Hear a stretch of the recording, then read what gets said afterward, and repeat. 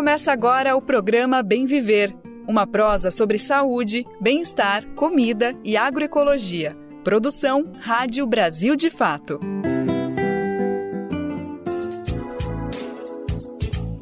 Alô, alô, e aí, tudo beleza?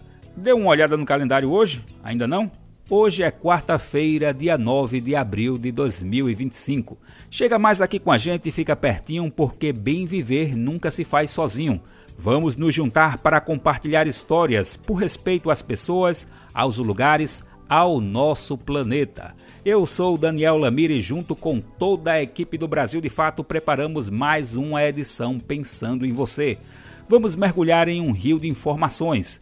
Tem prosa boa, tem prosa necessária e todas elas em busca do que precisamos saber para lutar por um mundo melhor e mais justo. Confere com a gente o que é manchete nesta quarta. Vamos conversar sobre a edição deste ano da Jornada Nacional de Lutas em Defesa da Reforma Agrária.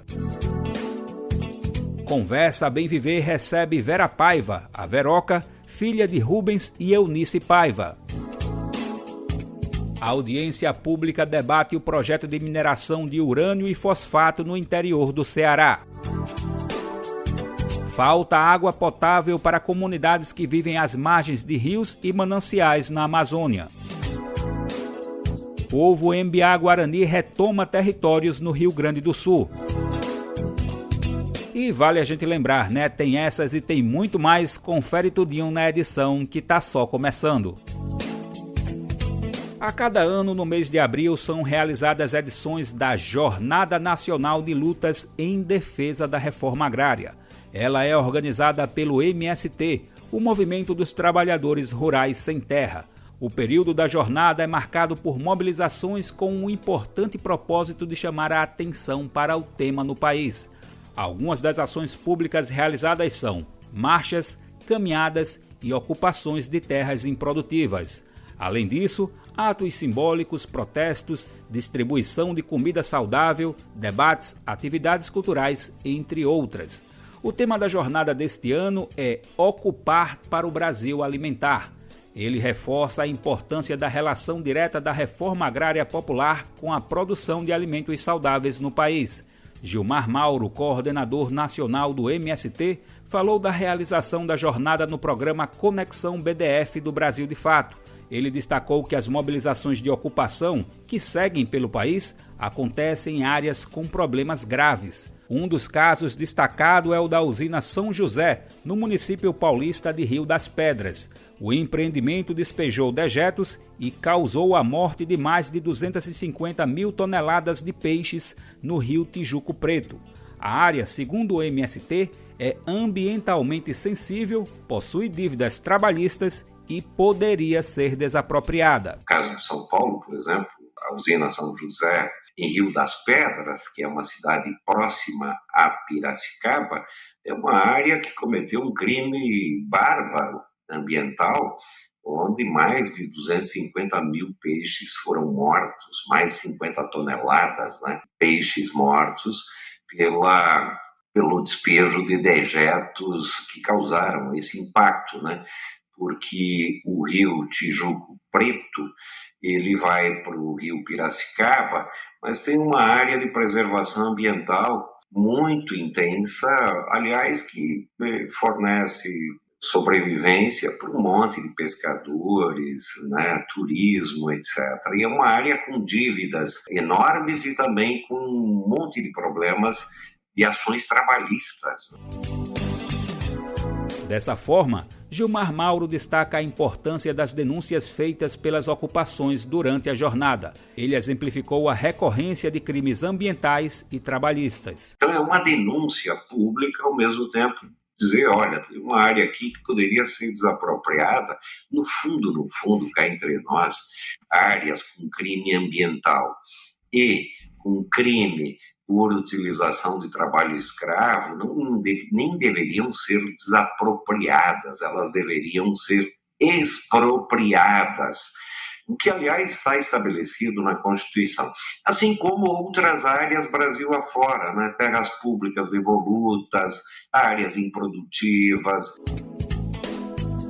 Na ocupação da usina São José, a Polícia Militar de São Paulo realizou uma ação de despejo na última segunda. O MST destacou que o procedimento foi feito sem ordem judicial. Gilmar Mauro lamentou a postura do governo estadual de Tarcísio de Freitas, que não mantém nenhum espaço de diálogo. Ele lembrou que nas gestões anteriores era possível pelo menos dialogar, mas nas palavras dele, hoje, infelizmente, isso não acontece mais. Digo infelizmente porque, evidentemente, nós não queremos conflito com a polícia, não nos interessa isso. A gente sabe quem perde com esse conflito, mas entender a questão agrária, a questão da reforma agrária como um problema social, como um problema político, como um problema econômico, infelizmente isso não ocorre mais. As atividades devem seguir até o próximo dia 17, que marca o triste episódio do massacre de Eldorado de Carajás. Nele, há 29 anos, uma ação da Polícia Militar do Pará resultou na morte de 21 camponeses sem terra. Outras 79 pessoas ficaram feridas. Elas faziam uma marcha pacífica rumo a Belém para reivindicar o avanço da reforma agrária. Por isso, o 17 de abril é marcado também como Dia Internacional de Luta Camponesa. No cenário nacional atual, Gilmar Mauro destacou que o governo federal sinalizou avanços, mas ainda considerados insuficientes. Em março, Lula anunciou a entrega de 12 mil lotes de terra para famílias acampadas em 24 estados brasileiros.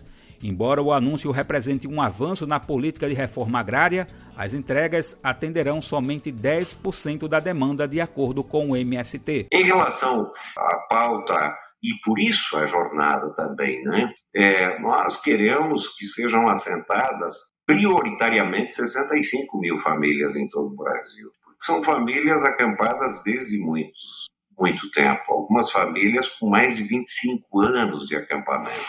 Infelizmente, claro que foi importante a visita do presidente Lula e muitas coisas que foram entregues, a perspectiva de termos mais recursos para o PAA, de regularizações nos assentamentos, de acabar com aquele tema do score bancário que deixa as famílias com uma espécie de dívida eterna, a liberação de recursos para o PRONAF, que é o Programa para a Agricultura Familiar, de financiamento, são importantes. Agora, ainda é muito pouco em termos de obtenção de terra, seja através de desapropriação ou de negociação com devedores, grandes devedores do Banco do Brasil, da Caixa Econômica, do INSS e assim por diante, para fins de assentamento das famílias que estão acampadas. Confira mais sobre a Jornada Nacional de Lutas em Defesa da Reforma Agrária no site brasildefato.com.br. Além do site, temos a nossa cobertura em áudio, vídeo e pelas redes sociais. Programa Bem Viver, sua edição diária sobre saúde, bem-estar, comida e agroecologia.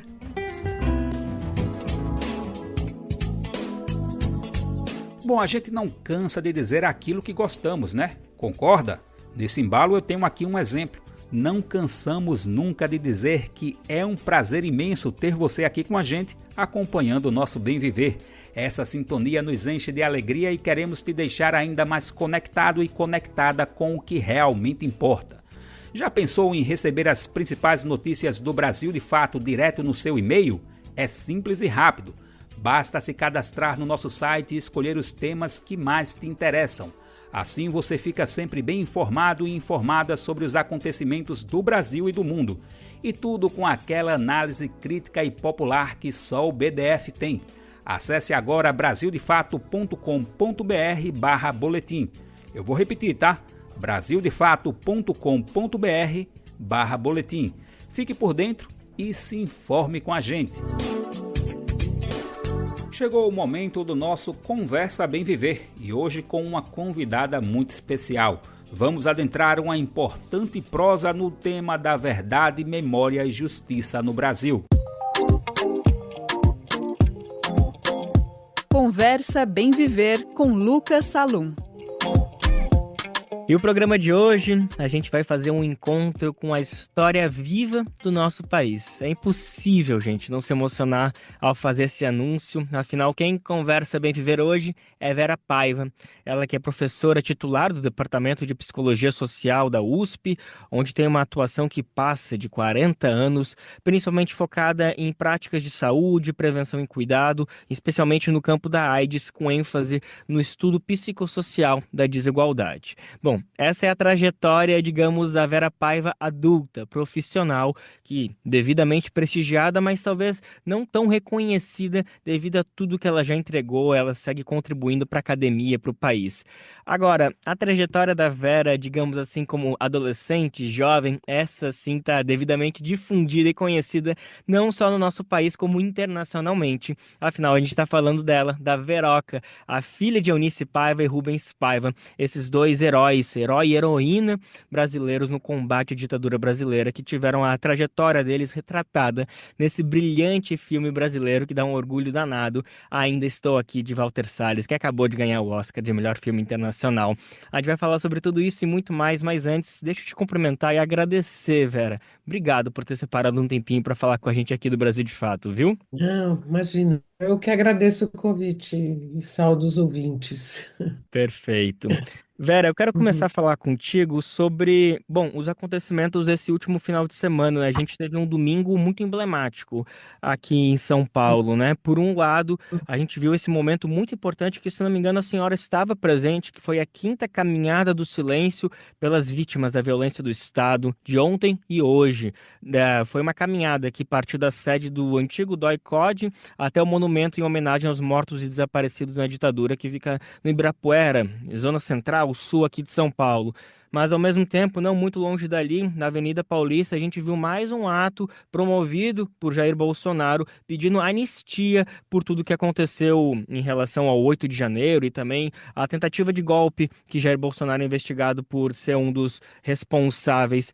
Vera, eu queria te ouvir um pouquinho, como que a senhora se depara com essa situação, com esse Brasil que, ao mesmo tempo, lembra, consegue exigir justiça, mas ao mesmo tempo a gente vê mais um pedido de anistia se perpetuando no nosso país aí, tantos anos depois da ditadura militar já ter acabado. Então, uma anistia por um crime que ainda não foi nem julgado, tá certo? Não tem crime julgado. Eles fogem, ficam exilados fora do país, dizendo que estão sendo perseguidos, ficam denunciando que a prisão é política, quando na verdade a gente tem uma coleção de crimes registradíssimos, né? Não só contra o Estado Democrático de Direito, que é o que está em julgamento agora, mas joias, e, enfim, não vou lembrar todos vocês. As pessoas têm memória curta, mas eu acho que se eu falar a palavra joia, todo mundo vai lembrar o que está envolvido, né? E é importante porque, assim, essa caminhada eu não estava só como participante. Eu sou membro da Comissão Especial de Mortes e Desaparecidos Políticos, que é uma comissão instalada pelo governo Fernando Henrique Cardoso nos anos 90, para que se investigasse a busca, em particular, a busca e as condições de assassinato político dos mortos já enumerados nos cárceres escondidos dentro das delegacias, como é o caso desse do DOI-CODE, ou abertamente reservados como num pedaço de algum tipo de instituição militar, né, no Brasil inteiro, né? E a gente todo ano faz essa marcha, todo ano não, a gente começou em 2018, né? E 19, principalmente, fazendo essa marcha para que não se esqueça desses mortos e nunca mais aconteça, especialmente na instalação de um governo que já assumiu, né, defendendo a tortura, vamos lembrar, né, defendendo a prisão política, dizendo que deviam ter sido mais de 30 mil e não apenas aqueles que a gente conseguiu contar, que acha, né, que quilombola né, engorda que nem boi, vaca, não sei se vocês lembram dessas falas do presidente, então, do então presidente Bolsonaro, né, que trata a divergência política como sendo motivo para eliminar quem discute, quem diverge deles, né? Desse grupo político, né? E que, ao mesmo tempo, sai correndo na primeira ameaça de julgamento que, vamos combinar, ninguém foi preso, ninguém foi torturado, né? Aliás, foram presos, mas ninguém foi torturado, foram presos em flagrante, destruído patrimônio público, tá certo? Que são as pessoas que estão presas ou estimulando, né? O Bolsonaro não tinha provas diretas que incriminassem e colocassem ele na cena do crime. De- Depois da investigação da Polícia Federal, entre outras, com provas e mais provas, né, se conseguiu montar o link com a origem no Palácio do Planalto dessa tentativa de golpe. E se vocês lembram desse dia, quando todos nós ficamos olhando na televisão, chocados, o país parou para assistir na televisão aquela invasão, aquela destruição, né? É bom não esquecer o que aconteceu, né? Nós fomos testemunhas, e fomos testemunhas antes disso, desde o mês de dezembro, como disse o Procurador-Geral da República, mostrando que o caso não era só naquele dia, já tinha sido tentado antes, teve bomba no aeroporto, teve invasão da sede da Polícia Federal em Brasília, ninguém foi torturado, né? Eles alegam um sofrimento enorme por ter sido preso, tá certo? Em flagrante, todos e todas, tá? E o tamanho da pena, né? Mas, né? Quantos de nós fomos presos sem mandato, torturados, como no caso do meu pai e vários outros, tá certo? E nunca mais saíram dos cárceres que eles produziram. Então, é interessante comparar as duas reações, né? De um lado, como o governo atual, né? Presidido pelo o Supremo em particular, presidido pelo Alexandre de Moraes, que nunca foi apoiado pela esquerda, ao contrário, a esquerda inteira votou contra no Senado a instalação, mas ele é um democrata, né? Ele não é de esquerda, mas é um cara que respeita a Constituição, né? E os cuidados que se teve, né, com as pessoas que têm direito à visita, têm, né, direito a interrogatório sem tortura. Então, dizem que o menino, esqueci o nome dele, foi torturado, pressionado a falar. Bem, mas ele não sofreu tortura, ele não apanhou para dizer isso, ele simplesmente foi inquirido várias vezes, tá certo? E falou o que tinha que para falar, né? Para diminuir sua pena, né? O que é lei, o que é possível dentro da Constituição e do modo de exercitar o direito, né? Nas suas várias esferas, né? Não sei se eu te respondi Com certeza respondeu, mas quero continuar te ouvindo um pouquinho mais sobre a sobre marcha. sobre a marcha e sobre que sentimento que te parece que vem ao mesmo quando você vê esses dois acontecimentos ao mesmo tempo, essa Ao marcha, mas mesmo ao mesmo tempo. tempo uma ameaça tudo isso. Oi, desculpa. É. Me impressionou, o sentimento que mais me impressionou foi a cobertura da imprensa das duas coisas, tá certo? Né? Eu tive um debate com o pessoal da Globo News que vive dizendo que não tem jovem participando, que nada acontece, e desde 2013, especialmente o Guedinho, o pessoal chama de Guedinho, né? E é um escândalo, porque, na verdade, nós estamos manifestando desde sempre. O Ele Não, por exemplo, que você deve lembrar, foi uma manifestação gigantesca, nacional, às vésperas da eleição, né? Que foi a primeira vez que a gente teve contato mais radical com a produção, a fábrica de fake news, né? Que também é parte do julgamento da família Bolsonaro, né, o envolvimento deles nessa fabricação permanente de mentirada, né, de falseamento da realidade, né, e que, em lugar de mostrar enormidade e a diversidade das mulheres, pegou três casos e transformou em milhares de mulheres no Brasil inteiro em você sabe o quê, né? Então, para mim, essa caminhada como membro né, é muito, muito, muito relevante, né? Especialmente quando a gente sabe, essa foi a minha fala no final da caminhada, né? Como já denunciava a minha mãe, que participou dessa mesma comissão de mortes e desaparecidos indicada pelo Fernando Henrique, né? Na primeira comissão, depois saiu. Por que minha mãe saiu? porque ela não aguentava ficar escutando as denúncias de tortura, né, e o grau de violência, né, especialmente contra as mulheres, mulheres grávidas, né, mulheres, né, a gente teve em Recife esses dias para inaugurar o busto da Soledad, que é uma desaparecida, né, que ficou desaparecida e cujo corpo depois foi entregue, o corpo foi entregue para a família, para vocês terem ideia do grau de perversidade, né? Com o feto saindo pela vagina, tá Nossa. certo? Ela foi torturada, entendeu? A família recebeu o corpo de uma menina, todas essas pessoas, a maior parte dos mortos desaparecidos tem menos de 24 anos. O meu pai era um caso específico, né? Que era mais velho, dos poucos que eram mais velhos, né? Quer dizer, o grau de violência, especialmente contra as mulheres, é assustador, né? E a gente não pode esquecer, né? Eu estava com a sobrinha dela, né? A sobrinha, que é a pessoa que participou e que ainda vive em Recife, etc., onde ela esteve presa. Isso, as prisões se multiplicavam pelo Brasil, né? E isso segue acontecendo, é isso que a minha mãe lia e achava horrível, porque ela teve lá, vocês viram no filme, o filme é bem fiel, né? O filme é fiel, mas não mostra exatamente tudo. Eu acho que ao assistir o filme as pessoas imaginam o que pode estar acontecendo, né?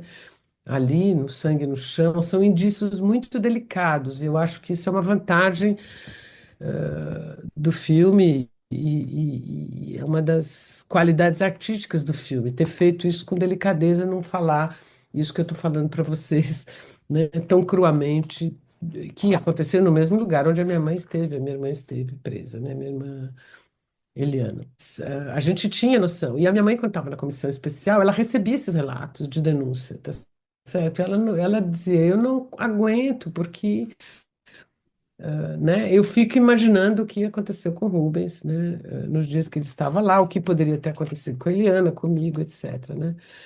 De um lado. De outro, porque ela já era advogada, ela, né, entrou na faculdade junto comigo, a gente entrou em 73, eu na USP ainda, em plena ditadura, e ela no Mackenzie, né?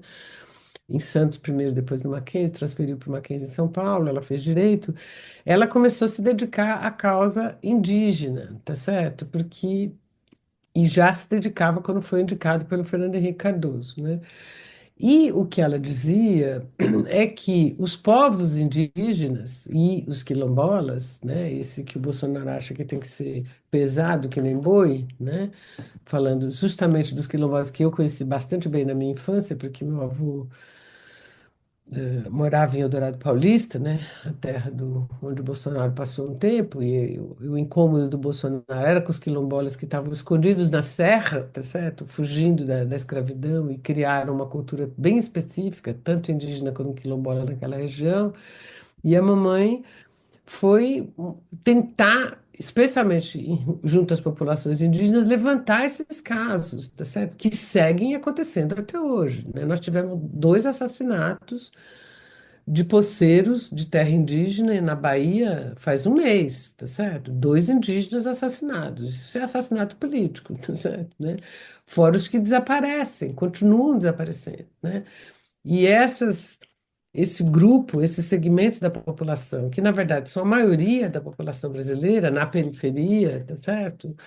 Como foi o caso de Marielle lá na favela no Rio, né? Ou os casos que eu acompanho aqui na periferia de São Paulo seguem acontecendo. As mães de Maio, por exemplo, as mães de Osasco, estavam na caminhada junto com a gente, né? Porque a caminhada é uma caminhada anual para relembrar os mortos e desaparecidos pela violência do Estado, da época da ditadura e que segue acontecendo até hoje. Elas falaram nessa caminhada e nos acompanharam, né? Sim. Então, é para que nunca mais se esqueça, como a gente diz, e nunca mais aconteça, e pela punição dos responsáveis por essa violência, tá certo? Que é inaceitável, né? Nós somos violentos pacíficos, nós somos violentos, desculpa. Eles são violentos e nós somos movimentos pacíficos, tá certo? Há milênios, né? Existe Cristo foi torturado na cruz e pregado na cruz pacificamente. Minha mãe sempre falava isso quando a gente ia à missa no final, em particular, no Alzheimer, no Pai Nosso, ela levantava no meio da missa, rezava o Pai Nosso com a mão aberta, assim, né? Não sei se é religioso, mas enfim, é um pedaço importante da missa. E todo o Pai Nosso ela acabava gritando na missa, e as pessoas já conheciam ela desde antes do Alzheimer. Então, aquela coisa da comunidade religiosa de olhar e entender. Ela dizia: Meu marido morreu torturado como meu Cristinho morreu na cruz. Essa era a associação que a minha mãe Nossa. fazia, não está errada, né? Sim. Ei, Vera, te escutando um pouco, fazendo tantas lembranças, referências, especialmente a tua mãe, eu fiquei aqui pensando um pouco que, enfim, a trajetória sua profissional, principalmente dentro da USP, como eu estava comentando agora na abertura, algo absolutamente de prestígio, legitimado, professora titular, enfim, uma carreira brilhante dentro dessa área que poderia te possibilitar que você focasse e vivesse a sua vida exclusivamente dentro desse campo de trabalho que já teria uma contribuição fenomenal para a academia, mas para o país como um todo. Mas te ouvindo falar, é muito perceptível como você tem uma boa parte da sua vida dedicado a essa militância, essa continuidade da luta da sua É. mãe e também do seu pai. Eu queria te ouvir um pouquinho, Vera, da onde que vem esse ímpeto? É algo que realmente te sacode, te mexe de dentro por todas essas injustiças que o nosso país segue perpetuando muito antes da ditadura e segue depois? Ou realmente é como uma mensagem que você carrega da sua mãe, uma necessidade que você sente de seguir o legado dela? Enfim, queria entender um pouquinho da onde vem essa motivação para abrir um pouco mão da sua formação acadêmica, digamos assim, para lutar pelo direito dos oprimidos no país. Então, na verdade, se você lembrar de uma cena do filme, né? Um dos motivos de meu pai achar bom eu ir para a Europa, digamos assim, né, é para me tirar da cena, porque eu já tinha, desde criança, digamos assim, eu tinha. Todos nós, na verdade, herdamos, né, por conta da experiência, algum tipo de envolvimento com a política. Nós cinco, uns mais, outros menos, cada um do seu modo, né? O Marcelo faz isso brilhantemente pela arte dele, né? A Ana Lu e a Eliana, minhas irmãs, quando entraram na USP, se envolveram no movimento estudantil, era plena ditadura ainda, né? Eu entrei em 73, a Eliana em 75, a Ana Lu em 76, né? E o Marcelo entrou na Unicamp e já estava num período um pouco mais distensionado, né?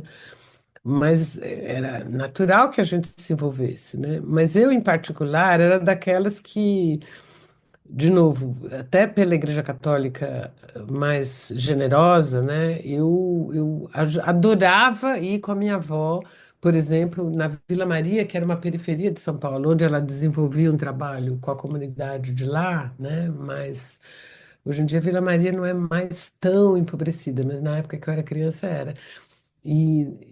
Né, de ensinar um ofício, de trazer bolsa, o que a gente hoje chama de cesta básica, antigamente não era assim, né? De fazer. Eu gostava de acompanhar minha avó italiana, Olga Donati, né, uma querida, que fazia esse tipo de trabalho. Isso me comovia e me fazia bem. Não sei se você entende. Tem algo. Eu não virei psicóloga à toa.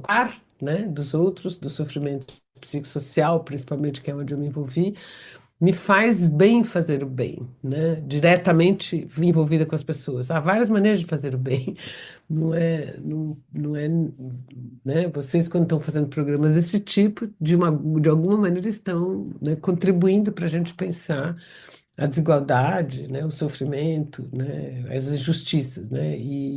Mas eu, de fato, era meu aquilo, antes do meu pai ser preso, tá certo? Antes de ter vivido. É claro que a gente tinha vivido a experiência da cassação do meu pai, né? A gente sabia o que era política, porque ele era deputado, foi deputado por um ano e meio e foi cassado, né? E o motivo dele ser cassado é porque era a favor da reforma de base, era, né, da reforma agrária, da distribuição de terra, né, e etc, né?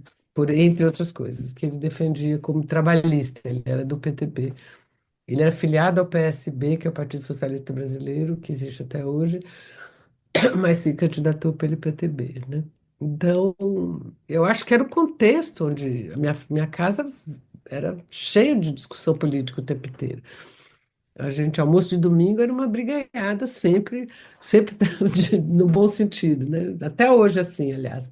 A gente faz reunião, almoço de domingo aqui, sempre sai uma discussão política por pequenos detalhes de divergências, né? E a gente ri a beça, mas também discute a beça. Tá certo. Num estilo italiano de debater, assim, sabe? Bem marcado pela tradição italiana. Eu consigo imaginar, não só por conta do filme aí que retratou brilhantemente toda essa trajetória, mas enfim, só te ouvindo falar já deu para imaginar em que contornos que chega essas discussões. Vera, a nosso papo está chegando ao fim, mas tem mais uma questão que eu queria te ouvir rapidamente para aproveitar toda essa tua Hum. trajetória, agora sim falando da tua trajetória acadêmica, profissional, que é essa questão do presidente estadunidense Donald Trump, que logo que assumiu o mandato dele, suspendeu quase toda a ajuda externa dos Estados Unidos para essa agência sobre AIDS da ONU, USAID, enfim, tem algumas pronúncias, e a própria USAID, eles chamam, USAID. É. Exato, exato. Obrigado. E a própria ONU já alertou que pode haver um risco de 2.000 novas Enorme. infecções por É. conta desses cortes. Queria te ouvir um pouquinho o que que a gente, qual é a dimensão do problema que A pode estar se dimensão é constituindo. gigantesca, tá certo? É gigantesca, tá? Porque, na verdade, é um conjunto de financiamentos que passam pelo governo, mas não são só do governo, né? Como aqui, tem fundos privados, tem pessoas, indivíduos que doam, né? Mas que passa por uma ação internacional do governo. Esta minha tendência ao cuidado psicossocial, digamos assim, é que me fez, por exemplo, me envolver com a AIDS, porque foi a minha geração de amigos gays enrustidos, porque não se saía do armário na época nos anos 70. Imagina você ser gay nos anos 70, não era fácil, né? Com algumas exceções, né? Tipo Ney Matogrosso, Dizzy Croquettes e coisas que acho que vale a pena vocês conhecerem, né?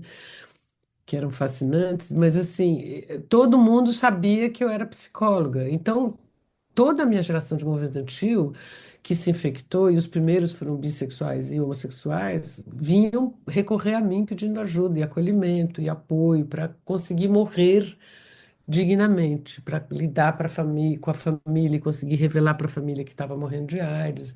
Em geral, já eram bastante discriminados, né? Então, eu me envolvi na causa da AIDS um pouco pelo fato de ser conhecido na movimento estudantil como uma pessoa aberta, né, com os meus colegas e acolhedora nessa direção. Então, eu acompanho diretamente. É um escândalo o que vai acontecer, né? Porque essa extrema-direita, ela pune exatamente quem não está de acordo com a interpretação do cristianismo deles, porque eu acabei de dar um exemplo de como a gente pode interpretar de modo radicalmente distinto, como faz Padre Júlio, por exemplo, com quem eu gosto de trabalhar também, aqui na cidade de São Paulo, entre outros, né? Que foi um dos primeiros. O Padre Júlio fundou a primeira casa de apoio, não sei se vocês sabem disso, né? Para crianças abandonadas com AIDS nos hospitais, né? Eu conheço o Padre Júlio desde o início da epidemia de AIDS, né? Que as mães e as grávidas vivendo com AIDS, a família não pegava a criança para criar, né?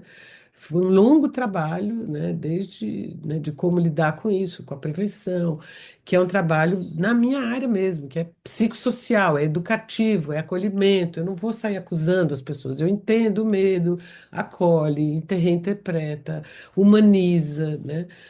E, enfim, é perverso, é psicopata, na minha opinião.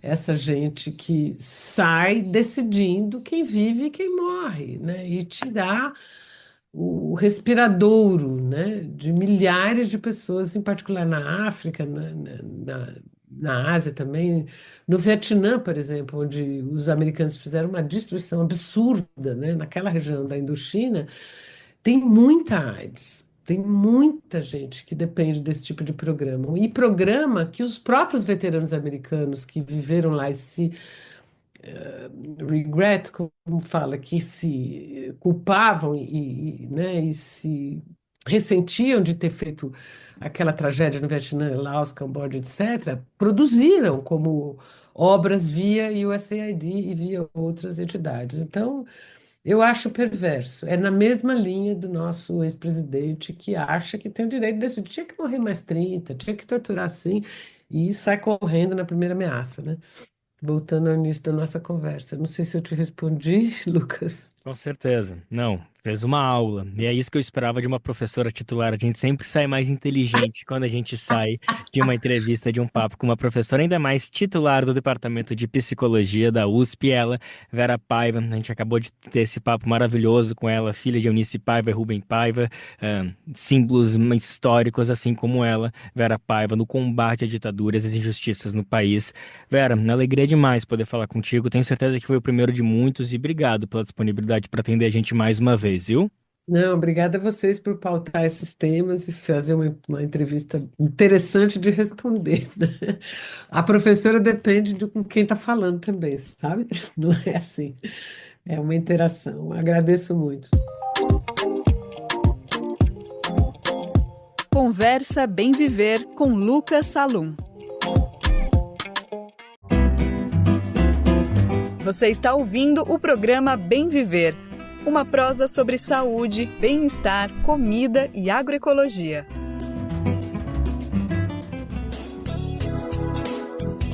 E aí, você gosta de recadinhos do coração? Eles são sempre bem-vindos, né?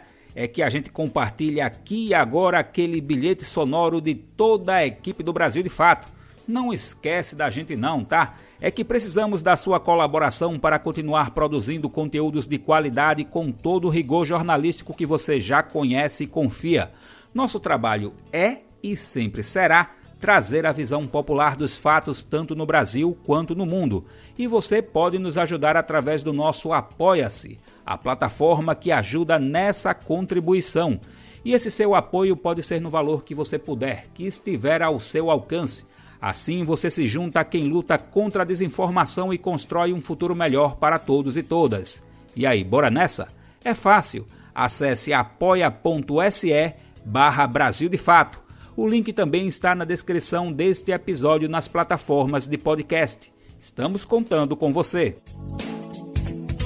O assunto agora é o debate sobre o projeto Santa Quitéria, que pretende realizar mineração no interior do Ceará. Um consórcio de empresas pretende retirar urânio e fosfato na região do Sertão Central do estado. Eles estão localizados em uma área entre os municípios cearenses de Santa Quitéria e Itatira. Mas a proposta levanta críticas contundentes devido aos seus potenciais impactos ambientais, sociais e econômicos. Movimentos populares estão há anos alertando sobre esses riscos com o projeto. A população local também teme mais escassez de água e contaminação devido à mineração. A região já enfrenta desafios hídricos e a extração mineral poderia agravar essa situação. Esse cenário de insatisfação foi confirmado no mês passado. É que o IBAMA, Instituto Brasileiro de Meio Ambiente e dos Recursos Naturais Renováveis, realizou audiências públicas. Isso para apresentar o relatório de impacto ambiental do projeto e ouvir a população local. As sessões foram realizadas nos próprios municípios de Santa Quitéria e Itatira. Para saber como foram as audiências, o Brasil de Fato Ceará conversou com duas pessoas do MAN. Essa é a sigla do Movimento pela Soberania Popular na Mineração. Pedro D'Andrea, da Direção Nacional, e Antônia Patrícia Gomes, do Coletivo de Saúde do MAN Ceará, estiveram no podcast de Vera. Eles foram entrevistados por Francisco Barbosa. Pedro D'Andrea considerou importante as audiências realizadas pelo IBAMA e destacou as dificuldades para sua realização. Eu quero rapidamente destacar alguns pontos, né? Primeiro porque nós já vínhamos identificando, né, desde os nossos núcleos de base em Santa Quitéria, de que havia uma ação muito bem coordenada entre o consórcio Santa Quitéria e as empresas Galvani e Indústrias Nucleares do Brasil, INB, que são as empresas que compõem, né, o consórcio que quer tirar urânio e fosfato ali de Santa Quitéria, vinham numa ação articulada junto com a prefeitura para impedir ou desmobilizar a participação popular dessas audiências, né? Por um conjunto de várias ações, né? Desde não liberação de aulas, né, dos colégios municipais que estão justamente localizados nas áreas mais perto, né? Ou seja, aqueles que são e aquelas que são mais impactadas pelo projeto em si, a não liberação desses professores, né?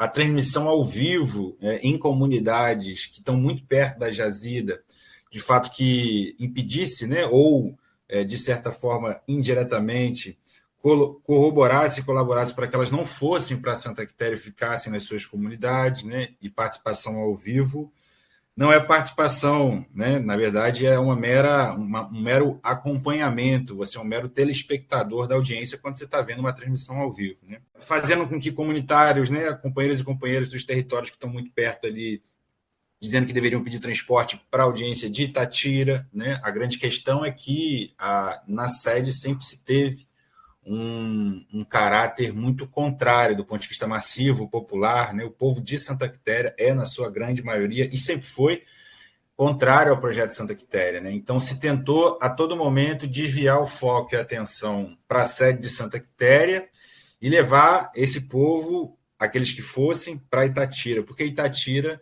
é um lugar que historicamente, inclusive, isso foi diferente dessa vez, depois a gente comenta, mas Itatira, em tese, pelo menos nas audiências de 2022, se mostraram mais favoráveis, né, ao empreendimento. Então foi importante porque nós conseguimos mobilizar a base, junto com o MST, né, com outros companheiros e companheiras de outras organizações, povos indígenas, né, e dos assentamentos e assentamentos ali, no geral, né, de Santa Quitéria, e fizemos um ato massivo, né, entramos na audiência, rompendo a barreira que ali havia, de maneira que politicamente, concretamente, mas também simbolicamente, nós ocupamos aquela audiência para dizer que, na sua maioria, se mantém a linha popular política de compreensão de que esse projeto não trará benefício algum para o povo. Durante as sessões, o IBAMA apresentou o relatório de impacto ambiental do projeto. Apesar de considerar importante a audiência, Antônia Patrícia Gomes destacou a linguagem técnica durante o encontro. De acordo com ela, isso dificultou a compreensão da população que vive diretamente na área afetada. Primeiro, né, a CNEM, né, a CNEM, ela vem com uma linguagem, né, muito robusta, muito técnica. Nós estamos falando de assentados, agricultores, né, pessoas que ao entorno, que vivem ali, que muitas vezes quando eles são questionados, que é devolvido à mesa, seja para a CNEM, seja para a INB, seja para o IBAMA, né, eles devolvem em uma linguagem que a pessoa não tem compreensão, não tem leitura para entender, para uma linguagem mais formal, mais popular, né? Então essas pessoas acabam sendo impactadas, sendo abaladas, sendo caladas, sem conseguir, né, ter muito saldo, né, do que é repassado pelo IBAMA, pela CNEM, a questão muito técnica, a questão radiológica, né, as doses, né, o que está sendo feito, a questão do que está sendo monitorado lá na área de empreendimento. Mas assim, sempre frisavam, sempre falava a questão de que não está licenciado, o projeto não está licenciado, né, que as pessoas tenham paciência, que tenham calma e que vão ter um olhar muito cuidadosos, que são profissionais, que são servidores públicos comprometidos e tal, né, seja no órgão da CNEM, com o órgão federal, IBAMA também, né, então, e assim, o anseio dessa população, o anseio de nós, é que realmente seja cumprido mesmo, que eles consigam superar toda a pressão política que está sobre esses técnicos, que realmente eles continuem, porque não tem viabilidade, porque mesmo que tenha um novo EIA, mesmo que tenha um novo projeto, a questão da insegurança hídrica, a questão da água do serrote continua a mesma, né? Os impactos ambientais continuam o mesmo, não tem como mudar, né? Então, diante disso, a gente espera, né, a população, as comunidades, Santa Quitéria, em torno, que realmente eles continuem técnicos e que consigam, né, sobreviver, consigam enfrentar toda essa pressão política que está sobre esses órgãos, né, para o licenciamento do projeto Santa Quitéria. O ponto mais sensível do debate é a água. O projeto prevê o uso de cerca de 24 milhões de litros por dia, o equivalente ao consumo de 150 mil pessoas. E em uma região em processo de desertificação, como o sertão central do Ceará, a ameaça é real. Pedro D'Andrea comentou a questão. É ridículo afirmar isso, é ridículo afirmar que o empreendimento não traria nenhum prejuízo ao abastecimento e à garantia de água em quantidade e qualidade para o povo, não só de Santa Quitéria, né, mas para a região. Porque nós estamos falando de 24 milhões de litros por dia. E isso significa o quê? Significa uma média de 89 carro-pipas por hora, ou a mesma coisa que você tirar água de 150 mil cearenses e dá para 2 empresas. Então, como é que você comprova em que sã consciência alguém, né, consegue defender uma lógica de que quer nos fazer acreditar de que em pleno Sertão Central você não impactará uma cidade que já convive com a falta de abastecimento de água em vários períodos ao longo do ano, né? Então, não se tem água em quantidade e qualidade para o povo já, e se quer colocar para disputar, porque não há uso comum, né, e múltiplo quando se não tem água e se quer colocar uma demanda como essa para utilizar a água do açude Serrote, né, do açude Edson Queiroz. Né? Acho que a questão da água é central, né? É uma questão que move e é o lema dessa luta, né? Água sim, urânio não. Vale demais conferir a edição completa do podcast de Vera, do Brasil de Fato Ceará.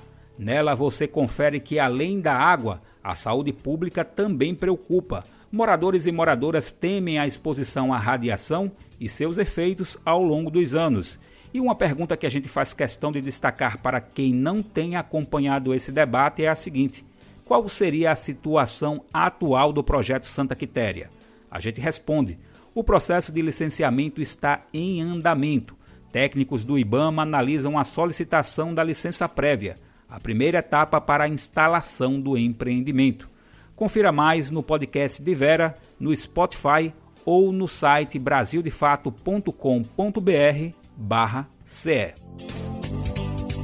E vamos destacar mais uma comunidade que traz alertas sobre a situação da água.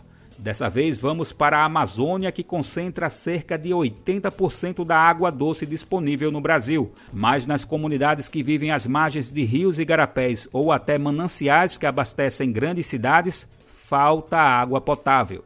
Saiba mais na reportagem de Heraldo Paulino.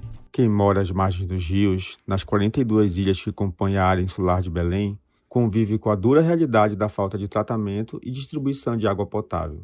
As águas fazem parte do cotidiano dessas famílias ribeirinhas, que usam os rios para transporte e lazer. Mas a falta de políticas públicas de acesso à água de qualidade acaba gerando uma segregação nas comunidades. Quem pode pagar pelo transporte até um poço ou comprar água, vive uma realidade bem diferente de quem não pode. Como explica Iva Nascimento, liderança da Ilha do Combu, em Belém. A Ilha do Combu, que existe 5 comunidades, e dessas 5 comunidades, nenhuma tem tratamento de água. Não temos água potável e nem tratamento de esgoto. A água que a gente tem na ilha, mal dá para tomar banho. É a água que a gente toma banho e que a gente lava a louça, né? Lava a louça, a roupa e água para o nosso consumo, para fazer comida. A gente compra água do poço e para beber água mineral. Porém, tem muitas famílias na ilha, a maioria das famílias, eu acho, que não tem condições de comprar. Uma das características dos rios amazônicos é a água barrenta. Mesmo para os serviços como banho e lavagem de roupa e louça, é necessário utilizar sulfato de ferro e cloro, outro produto que nem todas as famílias têm condições de comprar. Muitas vezes, porém, na ausência do Estado, a comunidade encontra soluções, como explica Elson Júnior, estudante e morador da Ilha do Maracujá, em Belém. Há uns 3 anos atrás, a comunidade se reuniu e fizemos um poço aqui mais próximo, né, na comunidade do Itaquanzinho, que fica bem em frente ao Maracujá. Fizemos a estrutura da caixa d'água e fizemos a encanação, onde conseguimos colocar água até a beira do rio. Uma realidade bastante difícil, né, porque, como você citou, nem todas as famílias têm uma rabeta, tem uma lancha no porto, que dá para vir pegar a água aqui onde é o local da encanação do poço, né? E muitas acabam consumindo uma água imprópria. A realidade da falta de acesso à água potável não é uma exclusividade dos moradores das áreas insulares. Ela afeta também quem mora nas periferias, mesmo as que estão às margens dos mananciais que abastecem Belém. É o caso das comunidades Moara, Olga Benário, no bairro Águas Lindas, ou de bairros ribeirinhos de Belém, como Icoraci. É o que denuncia Ana Lins, educadora social. A gente vai ver uma grande contradição, pois nós estamos na maior bacia hidrográfica do planeta, a bacia amazônica com maior percentual de água doce também do planeta, e ao mesmo tempo falta água toda semana nas periferias de Belém. Então, um grande desafio realmente é como fazer com que a população tenha acesso ao serviço público de qualidade, e também sem distinção de classe, de raça ou de gênero. Isso é muito importante, porque a gente sabe como muitas vezes esses marcadores sociais eles também são evidenciados a partir desse território onde vivemos. De Belém, para a Rádio Brasil de Fato, Heraldo Paulino. Pois é, a quantidade de água é um contraste com a ausência de políticas públicas eficazes de saneamento básico. Uma situação que parece contraditória, mas que revela uma realidade dolorosa no país. Programa Bem Viver. E chegou agora aquele momento do recadinho que deixa muita gente pelo país cheia de orgulho. É que estamos em rede. Sou eu, é você e são muitas outras pessoas pelo nosso Brasilzão. O Bem Viver faz parte de uma rede incrível de parcerias que retransmite o programa por todo o país. São emissoras espalhadas em todas as regiões que recebem e compartilham nossas edições diárias. Lembrando o assunto, aproveitamos para mandar aquele abraço especial a todo mundo que faz essa articulação acontecer. E o que é bom pode ficar ainda melhor. É que essa rede ainda pode crescer. Você, por exemplo, faz parte de uma rádio e quer se juntar a essa parceria? Para isso, é só se cadastrar no nosso site. O passo a passo é bem simples. Você vai em brasildefato.com.br, depois na seção Rádio Agência. Chegando lá, clica em Seja Parceiro. Depois disso, você preenche um formulário e está tudo pronto. Mas a gente não pode esquecer também das nossas parcerias nas plataformas de podcasts. Além de sintonizar nas rádios, você também pode ouvir e assinar o Bem Viver de forma digital. Assim você acompanha no seu ritmo a hora que quiser. É só acessar o site do Brasil de Fato ou procurar no Spotify, Deezer, iTunes e Google Podcasts. O Brasil de Fato te apresenta integrantes de movimentos populares. Olá, me chamo Wellington Souza, falo aqui de São Paulo, do bairro do Bexiga. Faço parte do coletivo Negros do Bexiga, coletivo esse que foi criado em 2018, com o objetivo de contar e registrar a história e a memória das pessoas negras que vivem nessa comunidade. De 2018 até agora, registramos dezenas de histórias. Em 2024, lançamos nosso primeiro documentário, o documentário Negros do Bexiga, que traz a história de 10 pessoas negras importantes para essa comunidade. Além desse trabalho de registro de memória e do documentário que lançamos, também temos um roteiro de afroturismo, roteiro esse aonde caminhamos por 10 pontos importantes da comunidade, contando a história do bairro através da memória e da história negra. O Bexiga já foi um quilombo, o quilombo do Saracura. E se você quer conhecer um pouco mais do trabalho do coletivo Negros do Bexiga, conhecer as histórias que registramos e ter acesso ao nosso documentário e saber um pouco mais sobre esse roteiro de afroturismo, siga a nossa página no Instagram, @Negros do Bexiga. Muito obrigado!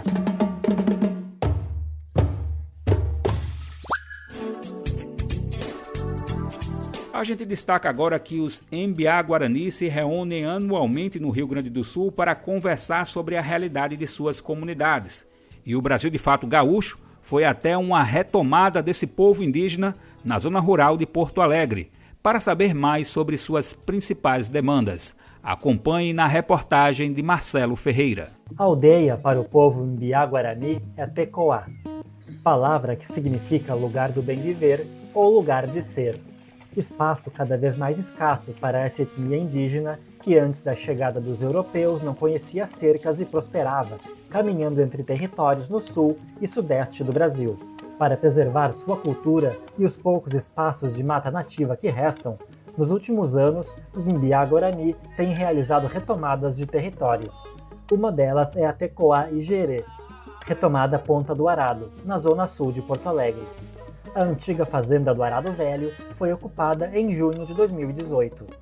Foi lá que conversamos com o cacique Timóteo Caraí Mirim sobre as principais demandas do seu povo, que no início do ano realizou um encontro para discutir a realidade em que vivem atualmente. Primeiramente no Guarani, né, porque é primeiro lugar, né, nós queremos aldeia, né, porque dali que vai começar, né, para que trabalho, nossa cultura, nossa linguagem, tudo isso, né, e toda coisa nós vamos decidir ali mesmo, que nós vamos ter uma casinha de reza e aprende rezar e ensinar criança, dali que a gente sabe toda coisa, né? Por isso que nós precisamos muito a terra, né? Assim demarcadinha, assim pelo menos um pedaço, né? Então nós falamos sobre isso, né, lá. Demarcação que as 5 famílias que vivem atualmente na Ponta do Arado esperam a passos lentos, há quase 7 anos.